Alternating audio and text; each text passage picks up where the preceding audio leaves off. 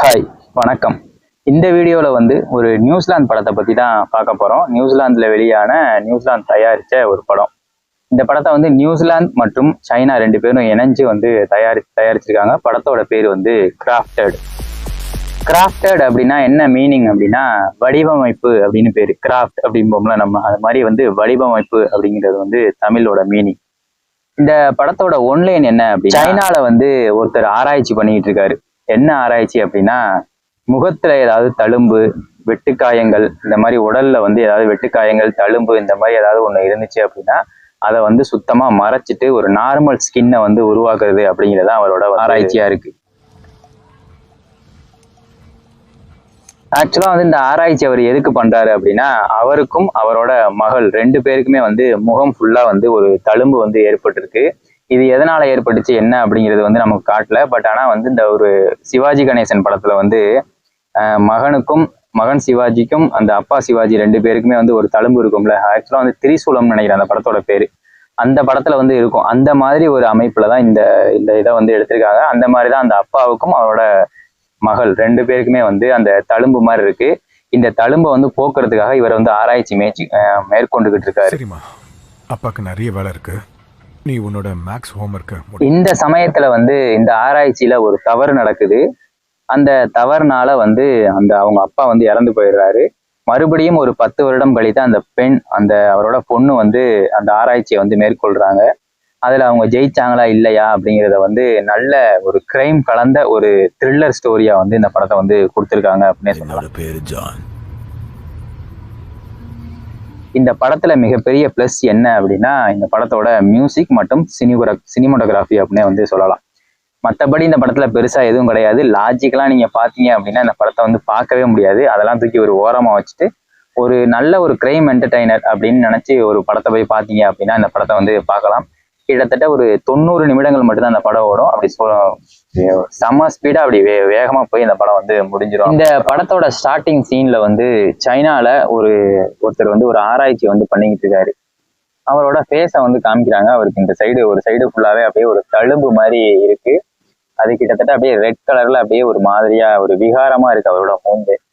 அவர் என்ன ஆராய்ச்சி மேற்கொண்டுகிட்டு இருக்காரு அப்படிங்கிறத காமிக்கல. அவரோட பொண்ணையும் வந்து காமிக்கிறாங்க. அவர் பெண்ணுக்கும் இதே மாதிரி ஒரு சைடு ஃபுல்லா அந்த தழும்பு இருக்கு. அப்பதான் அவர் தெரியுது என்னமோ 2 தோலையும் வந்து ஒட்ட வைக்கிற மாதிரி ஒரு விஷயத்த வந்து பண்ணிக்கிட்டு இருக்காரு. இந்த சைடு வந்து கலர் கலரா நிறைய திரவங்களை வந்து குடுவையில ஊத்தி கலக்கிக்கிட்டு என்னமோ வந்து பண்ணிக்கிட்டு இருக்காரு. வாசனை எல்லாம் வரும்லப்பா, அதுங்க தேன் பூச்சிங்க. அதுங்களுக்கு இது பிடிக்குமா? இந்த மாதிரி சமயத்துல வந்து அந்த தவளையோட தோல், பாம்போட தோல் இதெல்லாம் வந்து எடுத்து ரெண்டையும் ஒட்ட வைக்கிறதுக்கான முயற்சிகளை வந்து அவர் செஞ்சுக்கிட்டு இருக்காரு. அப்ப வந்து அவர் பொண்ணுகிட்ட வந்து பேசிக்கிட்டே செய்யறாரு. என்னப்பா நீங்க பண்றீங்க அப்படின்னு அந்த பொண்ணு கேக்குது. இது வந்து ஒரு ஆராய்ச்சிமா, இந்த ஆராய்ச்சினால வந்து நம்மளோட மூஞ்சி வந்து நார்மல் மனுஷங்களோட மூஞ்சி மாதிரி நமக்கு மாறப்போகுது. இந்த மாதிரி ஒரு அருவருப்பான மூஞ்சி வந்து இல்ல அப்படிங்கிற மாதிரி அவர் வந்து சொல்லிட்டு அதை வந்து விஷயத்த வந்து செஞ்சுக்கிட்டு இருக்காரு. உங்களோட முகத்தை நீங்க சரி பண்ண போறீங்களா? என்னோட முகத்தை மட்டும் இல்ல, உன்னோட முகத்தையும் சேர்த்து சரி செய்ய போறேன். ஒரு கட்டத்துல அவரோட தொடையில இருந்து ஒரு தோலை வெட்டி அவர் வந்து அந்த திரவத்தை எல்லாம் ஊத்தி இந்த தழும்பு இருந்த இடத்துல வந்து அந்த இடத்துல வந்து வச்சுட்டு அந்த ஊசியால அவர் வந்து ஊசியை போட்டுக்கிறாரு. இந்த ஆராய்ச்சி வந்து தோத்து போகுது. எப்படி அப்படின்னா, அந்த தோல் வந்து ஆக்சுவலா ஒட்டி ஃபேஸ் மறைஞ்சிருது. பட் ஆனா வந்து வாய், மூக்கு ஓட்டை, கண்ணு எல்லாம் மூடி அப்படியே ஒன்னா சமமா ஒரே தொடை மாதிரி ஃபுல்லாவே எந்த விதமான அந்த இதுவுமே இல்லாம மூஞ்சே ஃபுல்லா கவர் ஆயிருது. காது கீது எல்லாமே அப்படி கவர் ஆயிருது. இதனால மூச்சு விட முடியாம அவரு வந்து இறந்தும் போறாரு. அடுத்ததா ஒரு 10 வருடம் கழித்து அந்த பெண்ணுக்கு வந்து 20 வயது ஆகுது. இப்போ வந்து அந்த பெண் வந்து ஒரு ஸ்கூலிங் எல்லாம் முடிச்சுட்டு ஒரு சயின்ஸ் குரூப் வந்து எடுத்து படிக்கிறாங்க. அவங்க அப்பா மாதிரியே இவங்களும் ஆராய்ச்சியாளர் ஆகணும் அப்படிங்கிறது தான் அவங்களோட கனவு. அவங்களுக்கு வந்து ஒரு ஸ்காலர்ஷிப் கிடைக்குது. ஸ்காலர்ஷிப் எங்க கிடைக்குது அப்படின்னா, நியூசிலாந்துல ஆக்லாண்ட் அப்படிங்கிற இடத்துல வந்து ஒரு காலேஜ் இருக்கு. அந்த காலேஜ்ல போய் ஃப்ரீயா படிக்கலாம் அப்படிங்கிற மாதிரி அவங்களுக்கு ஒரு ஸ்காலர்ஷிப் கிடைக்குது. அங்க அவங்க கிளம்பி போறாங்க. அங்க யார் இருக்கா அப்படின்னா, இவங்களோட அத்தை ஆண்டி வந்து அங்க இருக்கிறாங்க. அங்க போய் அவங்க படிக்கலாம் அப்படிங்கிற மாதிரி நினைச்சு அங்க புறப்பட்டு போயிடுறாங்க.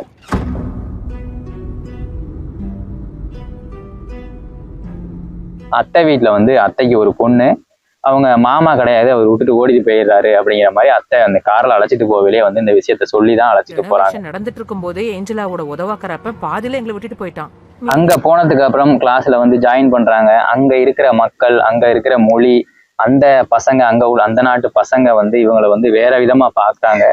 நார்மலாவே நார்மல் மூஞ்சியக்காரங்க நம்ம அங்க போனாவே வந்து அவங்களுக்கும் நமக்கும் செட் ஆகாது. பட் ஆனா இந்த பொண்ணுக்கு வந்து இந்த மாதிரி ஒரு முகம் முழுக்க வந்து ஒரு அசிங்கமான ஒரு அருவருப்பான ஒரு ஒரு தேமல் மாதிரி ஒரு மாதிரியா ஒரு விகாரமா காமிக்கிறாங்க. அதனால கழுத்துல இந்த ஸ்கார்ஃப் இதெல்லாம் போட்டு முடி அப்படி மறைச்சு இப்படி இந்த சைடும் முடியை போட்டு மறைச்சு இந்த இடம் மட்டும் தான் தெரியிற மாதிரி அவங்க அந்த பொண்ணு வந்து செஞ்சுக்கிட்டு காலேஜுக்கு போறது இந்த மாதிரி போயிட்டு இருக்காங்க. அங்க இருக்கிற அந்த பெண்களுக்கு அந்த அந்த அவங்க அத்தையோட பொண்ணுக்கே வந்து இந்த பொண்ணை பார்த்தா பிடிக்க மாட்டேங்குது, இந்த பொண்ணு சாப்பிட்ற விஷயங்கள்லாம் பிடிக்க மாட்டேங்குது. இந்த மாதிரி சில சீன்ஸ் எல்லாம் வந்து அங்க காமிக்கிறாங்க. அந்த பொண்ணு வந்து ஒவ்வொரு நிமிஷமும் வந்து மன ரீதியா வந்து பெரிய ஒரு துன்பத்துக்கு வந்து ஆளாகிறா. அது என்ன ப்ரான்ஸா? இந்த சமயத்துல வந்து அந்த காலேஜ்ல இருக்கக்கூடிய ஒரு சயின்ஸ் ப்ரொஃபசர், அவரும் கிட்டத்தட்ட இது சம்பந்தமான ஒரு ஆராய்ச்சி வந்து செய்யக்கூடியவர். அதாவது ஸ்கின் கிராஃப்டட் அப்படின்னு சொல்லக்கூடிய ஒரு ஆராய்ச்சி வந்து செய்யக்கூடியவர். அவரு வந்து என்னோட லேப்ல வந்து சேர்றதுக்கு யாராவது விருப்பம் இருந்துச்சு அப்படின்னா வந்து சேர்ந்துக்குங்க அப்படிங்கிற மாதிரி ஒரு கிளாஸ் பீரியட்ல வந்து ஒருத்தர் வந்து அவர் வந்து சொல்றாரு. இந்த பொண்ணு வந்து நான் போய் சேர்ந்துக்கிறேன் அப்படிங்கிற மாதிரி இந்த பொண்ணு போய் அவர்கிட்ட வந்து சேர்ந்துக்கிறாங்க. சேர்ந்துக்கிட்டு இவங்க சில விஷயங்களை வந்து டெஸ்ட் பண்ணிக்கிட்டு இருக்கிறப்ப அவர் பாக்குறாரு, நீ என்ன பண்ணிட்டு இருக்க, நம்ம கிளாஸ்ல உள்ளது எதுவும் பண்ற மாதிரி தெரியலையே, வேற என்னமோ பண்ணிட்டு இருக்கே அப்படிங்கிற மாதிரி அவர் வந்து கேட்கிறாரு. சரி, அது என்னது? ஒன்றும் இல்லை. அப்ப அந்த பொண்ணு வந்து ஒரு டைரி மாதிரி இருக்கு, அந்த டைரியை வந்து மறைக்கிறா. என்ன அப்படின்னு கேட்கிறப்ப இந்த டைரி வந்து அவங்க அப்பாவோட டைரி. அதுல நிறைய விஷயங்கள் வந்து நோட் பண்ணியிருக்காங்க. என்னன்னு பாக்குறப்ப எல்லாமே உள்ள வந்து சைனீஸ் மொழியில வந்து எழுதியிருக்கு. அப்ப வந்து என்ன ஆராய்ச்சி பண்ணிக்கிட்டு இருக்கீங்க என்ன அப்படின்னு கேட்கிறப்ப இது மாதிரி ஒரு ஆராய்ச்சி மாதிரி பண்ணிக்கிட்டு இருக்கேன் அப்படிங்கிற மாதிரி அந்த பொண்ணு வந்து சொல்றா. நானும் இது சம்பந்தமா தான் பண்ணிட்டு இருக்கேன், நம்ம 2 பேரும் சேர்ந்து பயணிக்கலாம் அப்படிங்கிற மாதிரி சொல்லி 2 பேரும் ஒன்னா ஒர்க் பண்ணலாம் அப்படிங்கிற மாதிரி 2 பேரும் பேசிக்கிறாங்க. இது என்னோட அப்பாவோடது. இந்த சமயத்துல வந்து இந்த ஆராய்ச்சி வந்து முழுமை பெறல, எல்லாமே வந்து பாதி பாதியா நிக்குது அப்படிங்கிற மாதிரி இருக்கு. இந்த ப்ரொஃபஸர் என்ன பண்றாரு, இந்த புக்கை வந்து டிரான்ஸ்லேட் பண்ணி இதுல என்ன எழுதியிருக்குன்னு படிச்சு பார்த்துட்டு அதுக்கு தகுந்த மாதிரி நான் என்னோட ஆராய்ச்சியும் இந்த புக்ல இருக்க ஆராய்ச்சியும் லிங்க் ஆனிச்சு அப்படின்னா ஒரு வேலை செட் ஆகும் அப்படிங்கிற மாதிரி அந்த ப்ரொஃபஸர் வந்து யோசிக்கிறாரு. இதையுமே வந்து டிரான்ஸ்லேட் பண்றதுக்கு ஒருத்தருக்கு வந்து போட்டோ எடுத்து அதை அனுப்பி வைக்கிறாப்ல.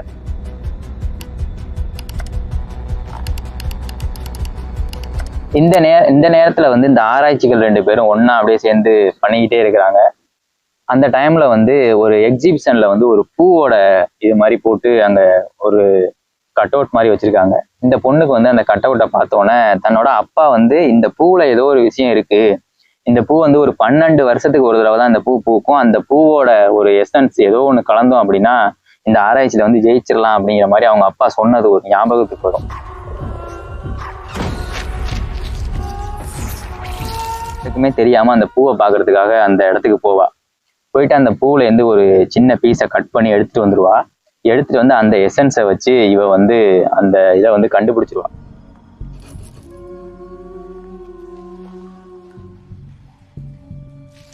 எப்படி கண்டுபிடிப்பா அப்படின்னா தன்னோட தொடையில இருக்கிற சதையை வெட்டி அந்த தொடையில இருக்கிற சதையையும் மறுபடி அந்த எடுத்த சதையையும் இந்த தொடையையும் ஒன்னா வச்சு அந்த எசன்ஸை வச்சு கலந்து அவ கண்டுபிடிச்ச அந்த மருந்தை ஊத்தி சரி செய்வா. அந்த தொடை வந்து நார்மல் தொடை மாதிரி இருக்கும், காயம்லாம் இருக்காது, ரத்தம் அந்த தொடை வந்து அப்படியே நார்மல் ஆகிரும்.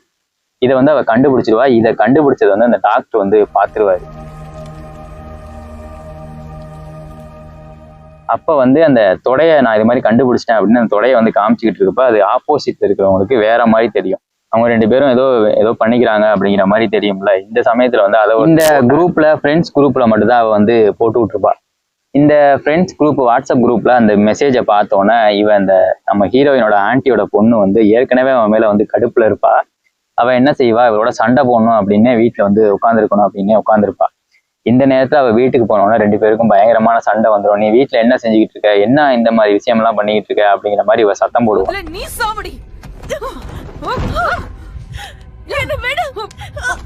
தள்ளு முள்ள ஒரு சாப்ஸ்டிக்கை வச்சு கண்ணுல குத்தி அந்த ஆண்டியோட பொண்ணை வந்து நம்ம ஹீரோயின் வந்து கொலை பண்ணிடுறா. இந்த கொலையை மறைக்கிறதுக்கு என்ன செய்யறது, வேற யாருமே இல்லை, இவங்க 2 பேரும் தான் அந்த வீட்டுல இருக்கிறாங்க. ஃபர்ஸ்ட் மர்டர் அப்பதான் நடக்குது. அந்த கொலை பண்ணிடுறா. அந்த கொலையை மறைக்கிறதுக்கு என்ன செய்யுதுன்னு தெரியாம அவரோட ஃபேஸ் அப்படியே சுத்தமா கட் பண்ணி இதோட கட் பண்ணி அவரோட தோலை மட்டும் அப்படியே எடுத்துடுறா. நம்ம ஹீரோயினோட மூஞ்சில இருக்க தோலையும் எடுத்துட்டு 2 பேர் தோலையும் வந்து மாத்தி வச்சிடுறா. மாத்தி வச்சு அந்த எசன்ஸை கண்டுபிடிச்ச எசன்ஸ் அந்த பூ எசன்ஸை வச்சு போட்டோன்னே அப்படியே ஒட்டிக்குது. கரெக்டா வந்து அது வேலை செய்யுது. ஏன்னா ஏற்கனவே அவ தொடையில வந்து செக் பண்ணி பார்த்துட்டா இல்லையா.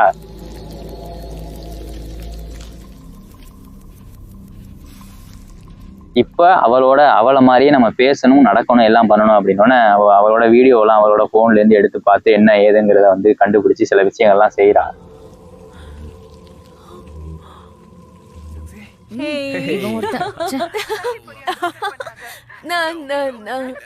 இப்ப அவளாவே மாறிட்டா. அதாவது நம்ம ஹீரோயின் வந்து அவ ஆன்ட்டியோட பொண்ணாவே மாறிட்டா அப்படிங்கிற மாதிரி ஒரு இது வந்துருச்சு. இப்ப ஸ்கூலுக்கு போனதுக்கு அப்புறம் அங்க சில விஷயங்கள்லாம் நடக்கும்.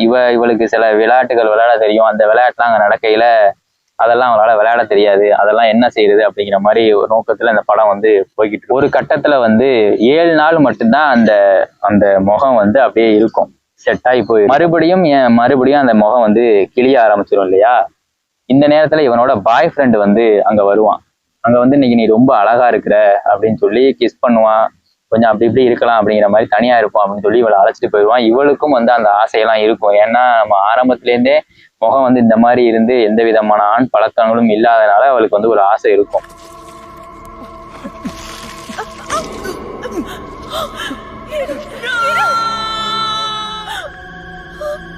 அங்க போனோன்னே ஒரு 7 நாள் சென்றோன்னா இந்த முகம் அப்படியே அழுகி அப்படியே கீழே விழுகுற மாதிரி ஒரு சுச்சுவேஷன் வந்துடும். கீழேயே விழுந்துரும் அந்த மூஞ்சியோட தோல். இவன் பயந்து எந்திரிச்சு ஓடி ஒரு மலையிலேருந்து கீழே விழுந்து இவனும் இறந்து. இவ சம்பந்தமா 2 கிரைம் பண்ணிட்டா. ஒண்ணு தன்னோட ஆன்ட்டியோட பொண்ணை இவளே கொன்னுட்டா. 2வது அந்த பொண்ணோட காதலன், ஆன்ட்டி பொண்ணோட காதலனையும் இவன் மூலியமாவே அப்படி பயந்து ஓடி போய் அவன் மலையிலேருந்து கீழே விழுந்து இறந்து போயிடறான் அப்படிங்கிற மாதிரி காமிச்சிட்டாங்க. 2 மர்டர். இப்போ இவன் மூஞ்சில வந்து எந்த விதமான தோலும் இல்லாம அப்படியே விகாரமா ரெட் கலர்ல இருக்கு. அப்படியே ரத்தத்தோட அப்படியே விகாரமா இருக்கு. 2 பேரும் பண்ணிட்டு இருந்தாங்கல்ல. அங்க போயிட்டு என்னோட புக்கை வந்து நீங்க வச்சிருக்கீங்களா அப்படின்னு அவருக்கு வந்து கேட்பாரு. அவர் வந்து எந்த விதமான பதிலும் சொல்ல மாட்டான் அந்த ஆளு. ஏன் அப்படின்னா இவ வந்து ஒரு விஷயத்த வந்து கண்டுபிடிச்சிருவான். அந்த புக்ல உள்ளதையும் இவன் கண்டுபிடிச்சதையும் லிங்க் பண்ணா ஒரு விஷயம் வந்துருச்சு அப்படின்னு இவனுக்கு வந்து தெரிஞ்சிடும். இதை இவள்கிட்ட சொன்னோம் அப்படின்னா இவ பேர் எடுத்துருவா. அதனால நான் தான் பேர் எடுக்கணும் அப்படின்னு அவன் ஒரு விஷயத்த கண்டுபிடிச்சிருவான். அந்த விஷயத்தையே அப்படியே வச்சிருப்பான். அதனால இவளுக்கு வந்து எந்த விதமான ரெஸ்பான்ஸும் பண்ண மாட்டான். இந்த நேரத்துல வந்து இந்த சார், அந்த ப்ரொஃபஸர் இருக்காருல்ல, சயின்ஸ் ப்ரொஃபஸர், லேப்ல வேலை பார்த்தாங்களே, அவரோட வந்து ஒரு பெண்ணுக்கு வந்து ஒரு லிங்க் இருக்கும். அதாவது ஒரு ஸ்டூடெண்ட்டுக்கும் இவருக்கும் வந்து ஒரு கள்ள தொடர்பு இருக்கும். இதை பயன்படுத்தி அந்த பெண்ணையும் கொலை பண்ணிட்டு அந்த பெண்ணோட மூஞ்சை எடுத்து இவ மாட்டிக்கிட்டு அங்க போய் அங்க உள்ள அவர் கண்டுபிடிச்சிருந்த அந்த எசன்ஸை வந்து இவ தூக்கிட்டு வந்துருவாங்க.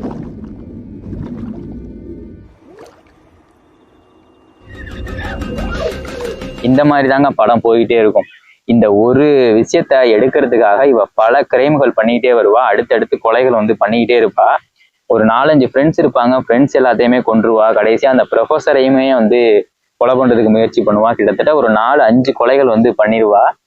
இது வந்து அந்த இடத்துல வந்து போலீஸ் எல்லாம் வந்து பார்ப்பாங்க, செக் பண்ணுவாங்க. பட் ஆனா எதையுமே வந்து பெருசா அவங்க எடுத்துக்கிற மாதிரியே இருக்காது. மொத்தத்துல இந்த படம் வந்து ஒரு லாஜிக்கோட பார்த்தோம் அப்படின்னா வந்து இந்த படத்தை வந்து பார்க்கவே பிடிக்காதுதான். ஒரு மூளையை கழட்டி தூக்கி ஓரமா வச்சுட்டு இந்த படத்தை பார்த்தோம் அப்படின்னா ஓகே, இந்த படம் ஒரு நல்ல படம் தான், நல்லாதான் இருக்கு போல இருக்கு அப்படின்னு வந்து சொல்லலாம். நம்ம அவளை போய் பார்த்தே ஆகணும். அவ ஏதாவது பயத்துல இருப்பா. கடைசியா அந்த பெண்ணுக்கு வந்து ஒரு தண்டனை வந்து கிடைக்கும். அந்த தண்டனை வந்து யூகிக்க முடியாத ஒரு தண்டனையா தான் இருந்துச்சு அப்படின்னு சொல்லலாம். அது வந்து ஒரு வித்தியாசமான தண்டனை. அந்த படத்தை பார்த்து நீங்க தெரிஞ்சுக்கங்க. நெட்ஃபிளிக்ஸ்ல வந்து தமிழ் டப்ல வந்து அவைலபிளா இருக்கு. நீங்க பார்த்து என்ஜாய் பண்றதுன்னா என்ஜாய் பண்ணலாம். இது வந்து ஒரு 18+ கண்டென்ட் தான். இதை வந்து மேக்சிமம் வந்து ஃபேமிலியோட பாக்குறதுக்கு முடியாது. சில அடல்ட் சீன்ஸ் தான். முகத்தை அந்த கிழிச்சுக்கிட்டு எந்த விதமான ரியாக்ஷனுமே இல்லாம அந்த பிளேடை வச்சு அப்படியே கிழிச்சு முகத்தோட தோலை அப்படியே உரிச்சு எடுப்பானுங்க. இதெல்லாம் என்ன ஒரு ஐடியாலஜியில படம் எடுத்தானுங்க அப்படின்னு தான் எனக்கு தெரியல. பார்க்கலாம், ஒரு தடவை பார்த்து என்ஜாய் பண்றதுன்னா என்ஜாய் பண்ணலாம். ஓரளவுக்கு நல்லா தான் இருந்துச்சு. இந்த மாதிரி லாஜிக் இல்லாத சீன்ஸ்களை எல்லாம் விட்டுட்டு ஒரு நல்ல படமா எடுத்துருந்துக்கலாம். 24 வந்து ரிலீஸ் ஆனிச்சு. ஒருத்தர் வந்து வருஷம் சொல்ல மாட்டேங்கிறீங்க, நாங்க டவுன்லோட் பண்ணி பாக்குறதுக்கு எங்களுக்கு ஈஸியா இருக்கும்ல அப்படின்னு கேட்டாப்ல. கிராஃப்டட் 2024 வந்து இந்த படம் வந்துச்சு. பார்த்து என்ஜாய் பண்றதுன்னா என்ஜாய் பண்ணுங்க. தேங்க்யூ. நம்ம வீடியோ வந்து பிடிச்சிருந்துச்சு அப்படின்னா லைக் பண்ணுங்க, ஷேர் பண்ணி விடுங்க, சப்ஸ்கிரைப் பண்ணுங்க. Thank you so much.